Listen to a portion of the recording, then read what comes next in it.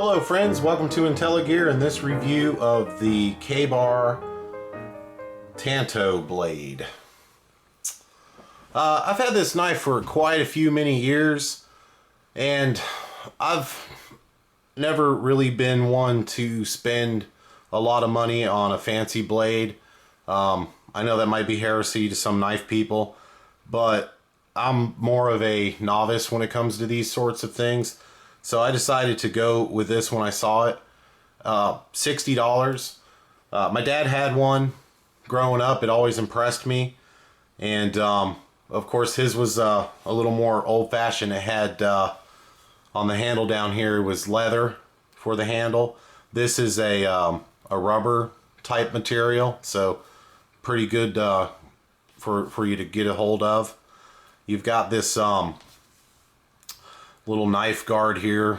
I'm not sure what you call these things, but that's nice because you can definitely manipulate the knife a little better with these. And then this particular knife, it has some serrated portions and then a straight portion. And then the blade edge actually continues up here on the front too, up into a point. Which is handy when you're not wanting to use your knife. You can just plunk it down into the wood and it's going to stay put.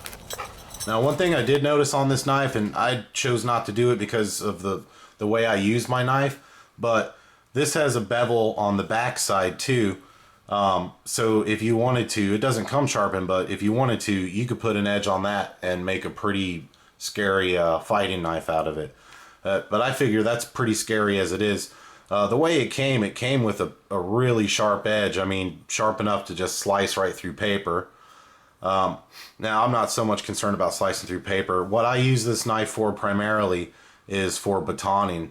And you know, when you take your baton and you put it in the wood and just split the wood into pieces, as you can see in the video here.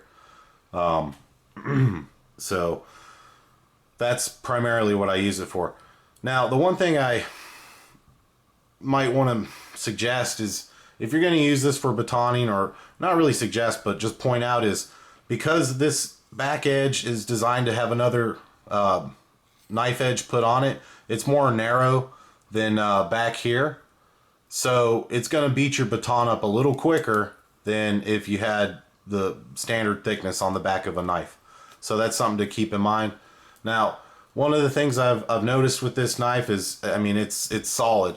I'm not sure exactly what kind of material it's made out of, but it's easy to put an edge on and it's solid.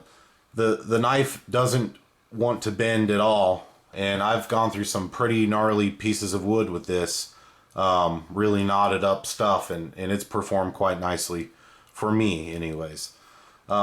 Something else is, another reason I picked up this knife is it has a full tang. And if you're not familiar with what a tang is, it just means that this metal here goes all the way through the handle. A lot of people, they'll see these cool looking knives, you know, survival knife, Rambo knife, and it's got this hollow handle with a little survival kit in it. Ooh, wow, that's neat. But what you don't realize is this knife is just screwed in to the handle right around this area here. And, you know, baton something enough and it's going to come loose. I know, because I had one when I was a kid and I thought it was awesome. It was kind of had a little compass in the back. But anyway, speaking of the back, that's a solid metal back. You could definitely use that as a hammer if you needed to. And then just it being a knife and its defensive purposes, okay? It's got a good positive grip, for me anyways. And you could use that to pommel somebody in the head with or whatever, if you didn't want to, you know, take them out with the blade, I guess, as well. Okay, so that's my take on the KA-BAR, made in Olean, New York, KA-BAR Tanto blade.